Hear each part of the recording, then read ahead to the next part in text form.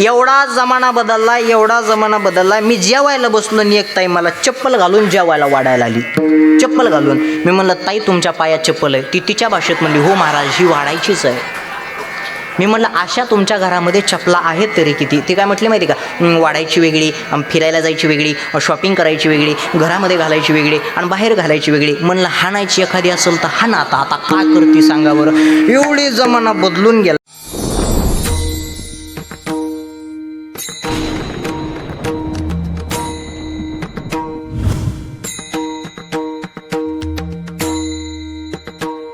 संसार करत असताना, प्रपंच करत असताना भगवंताच्या नामचिंतनामध्ये तुम्ही आम्ही एवढं तल्लीन नाही, तेवढे संसारामध्ये प्रपंचामध्ये आपण सर्वजण गुंतलेलो. बरोबर आहे का नाही? संसारात प्रपंचात एवढे माणसं गुंतलेले. सोपं उदाहरण तुम्हाला देतो, इकडे लक्ष द्या.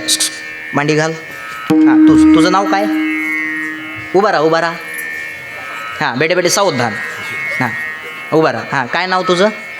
हां लवेश. आता मला सांग, आता चिकू आवडतो का तुला? चिकू माहीत आहे ना? हां चिकू. हां आता इकडं लक्ष दे. चिकू खाल्लाय तू?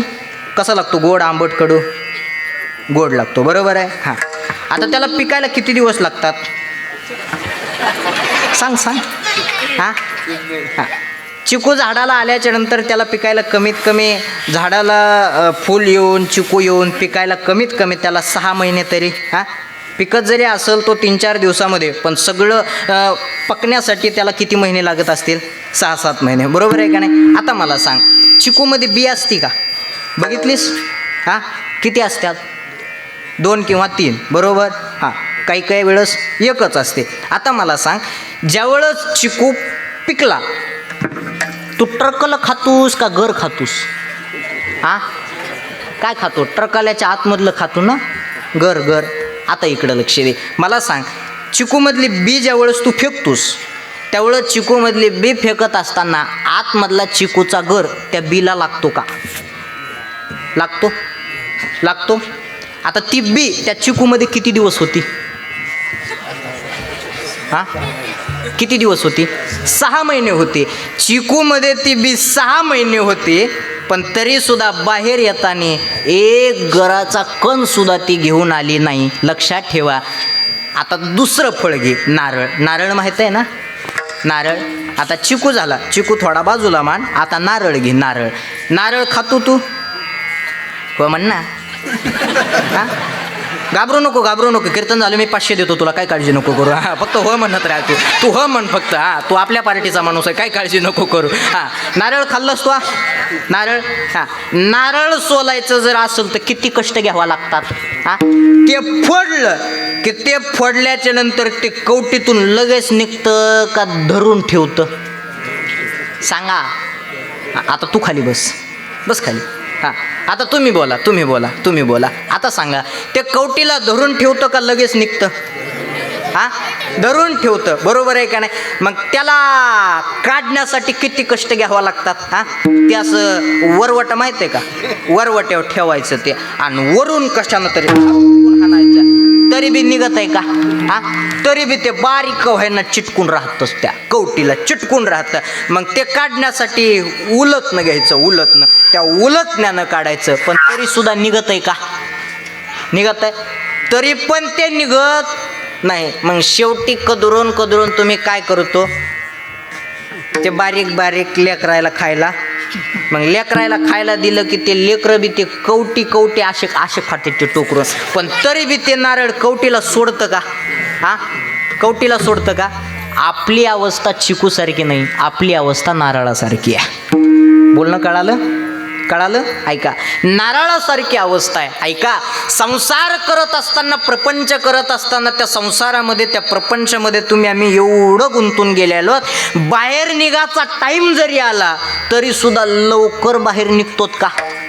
लवकर बाहेर निघत नाही. त्या संसाराला, त्या प्रपंचाला, त्या मायाजाळामध्ये तुम्ही आम्ही गुंतून राहतो. पटकन बाहेर आपण निघतच नाही. पण आपली अवस्था चिकूसारखी असली पाहिजे. महाराज सांगतात, पक्षी अंगणी उतरती. लक्ष देऊन ऐका, पक्षी अंगणामध्ये जरी उतरत असले तरी तिथं ते गुंतून राहतात का? राहतात का? नाही. जेवढं खायचंय तेवढं खातात आणि बाकीचं थोडंसं घरी आपल्या पिल्लांना घेऊन जातात. हां, जेवढं खायचंय तेवढंच खातात, पण तिथं गुंतून राहत नाही. तसं माणसानं संसारात राहिलं पाहिजे. तिथंच परत परत परत परत परत परत गुंतवलं नाही पाहिजे. पण ऐका, किती सांगा, लोक ऐकत आहेत का?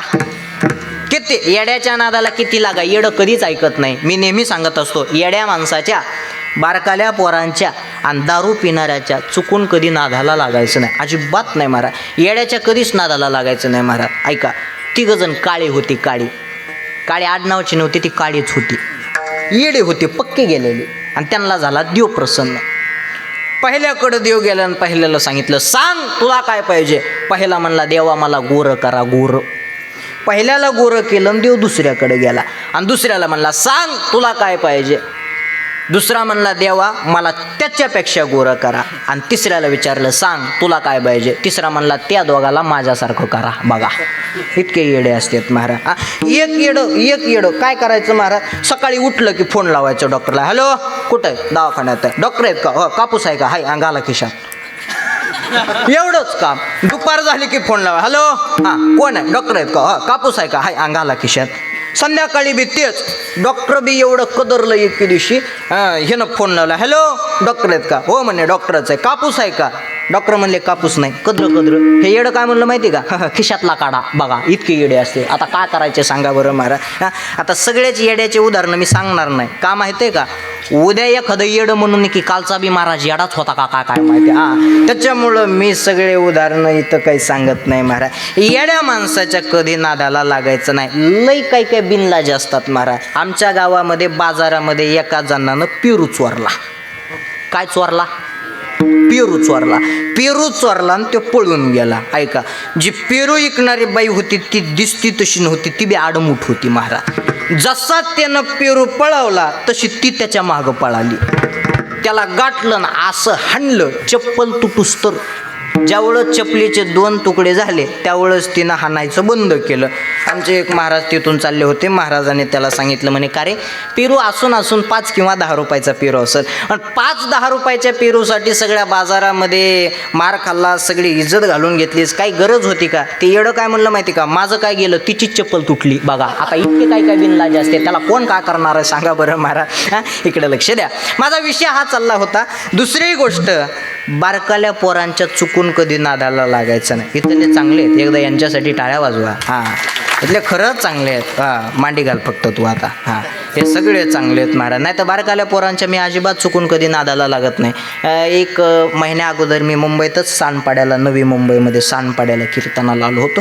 खूप दूरचा, आज जसा प्रवास करून आलो दूरचा तसा प्रवास करून आलो होतो. फक्त त्या दिवशी लवकर आलो होतो जरा. हां, आलो आणि खुर्चीवर बसलो आणि एक बारकं पोरगं माझ्याकडे आलं. आल्याच्या नंतर एकदा पुढून यायचं मला असं करायचं, महाराज घोडा.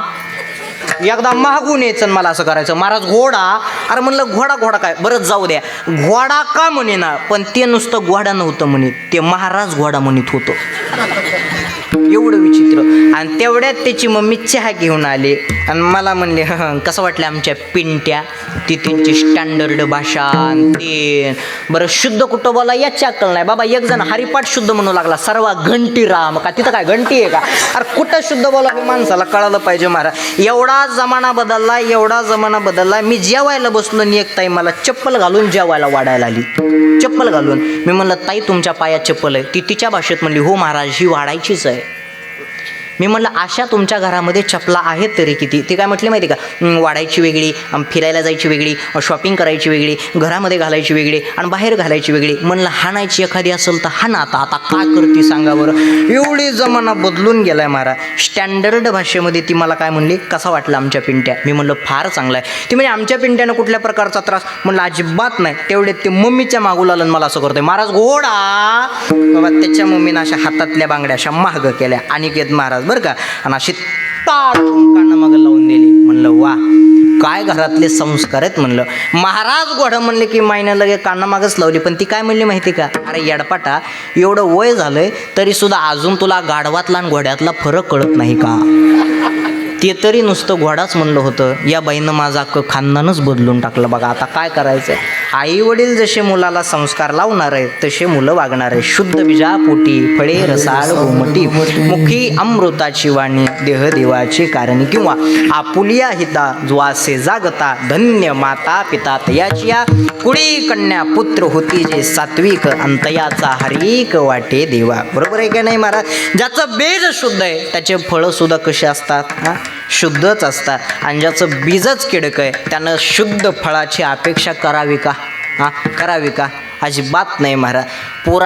बापाला जर वाटत असेल पोरानं व्यसन करू नये, बापाला जर वाटत असेल पोरानं बिडी पिऊ नये, सिगरेट पिऊ नये, दारू पिऊ नये, तर बापानं सुद्धा बिडी सिगरेट दारू बंद करावी. बरोबर आहे की नाही महाराज. हां आपल्याला वाटत असेल आपलं बघून जर जगत असेल, आता इकडं लक्ष द्या. प्रत्येकाला असं वाटतं माझा मुलगा चांगला झाला पाहिजे, माझा मुलगा सुंदर झाला पाहिजे, माझा मुलगा गाणारा झाला पाहिजे, माझा मुलगा वाजवणारा झाला पाहिजे, माझा मुलगा कीर्तनकार झाला पाहिजे. आपल्याला जर असं वाटत असेल तर याला संस्काराची गरज आहे. बरोबर आहे की नाही महाराज. याला संस्काराची गरज आहे. आणि एकमेव सुधारण्याचं ठिकाण जर कुठलं असेल तर हा धर्ममंडप आहे. इथं जेवढे चांगले विचार आहेत, इथं जेवढे चांगले संस्कार आहेत, इथल्यासारखे चांगले विचार आणि इथल्यासारखे चांगले संस्कार हे दुसरीकडे कुठं आहेत का.